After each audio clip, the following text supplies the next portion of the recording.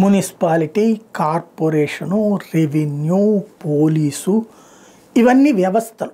ఈ వ్యవస్థలు వాళ్ళ పని వాళ్ళు చేయాలి. వాళ్ళని ప్రజలకి అందుబాటులో ఉంచాలి.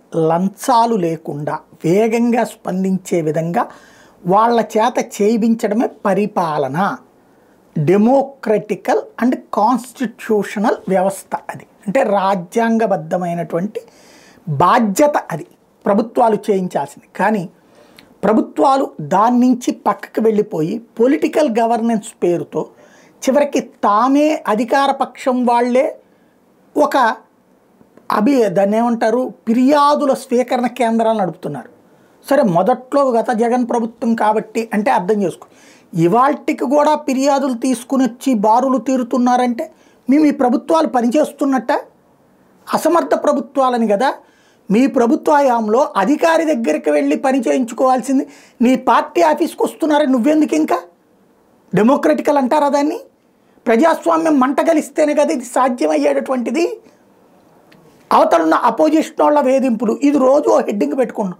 ఎన్ని రోజులు ఇప్పుడు తీసుకెళ్ళి బొక్కలో దొయ్యి. పోలీసు ఎందుకు చేయట్లేదు అక్కడ యాక్షన్ గ్రౌండ్ లెవెల్లో అట్లాంటిది అయితే? ఇదంతా ఒక ఎత్తు. ఇప్పుడు కొత్త కాన్సెప్ట్ వచ్చింది. అధికార పక్షం పోని ఒక లెక్క ఉందనుకోవచ్చు. తెలుగుదేశం పార్టీలో జనసేన, భారతీయ జనతా పార్టీ తీసుకుంది. ఇప్పుడు ఆంధ్రజ్యోతి ఓ దర్బార్ పెడుతుందట.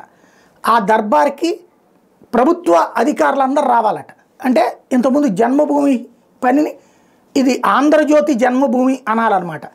దీనికి అక్షరం అండగా, పరిష్కారమే ఎజెండాగా, ప్రజా సమస్యల పరిష్కారానికి ఆంధ్రజ్యోతి మహత్తర కార్యక్రమం. రాష్ట్ర వ్యాప్తంగా సదస్సులంట. ప్రజల చెంతకి అధికారులు తీసుకొస్తారట. ప్రజాప్రతినిధులు కూడా వస్తారట. నేరుగా వాళ్ళకే సమస్యలు విన్నవించడం అంట. పరిష్కారం అది అయ్యేదాకా ప్రజలకు అండగా ఉంటుందంట.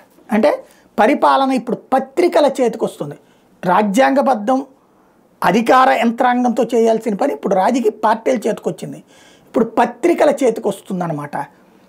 ఇది కాన్స్టిట్యూషనల్ డెమోక్రసీ అంటారా? బ్యూరోక్రటిక్ డెమోక్రసీ చూసాం, కాన్స్టిట్యూషనల్ డెమోక్రసీ చూసాం. ఇప్పుడు కొత్తగా ఇక మీడియా డెమోక్రసీ అని ఇంకొక కొత్త పదం తయారు చేయాలి.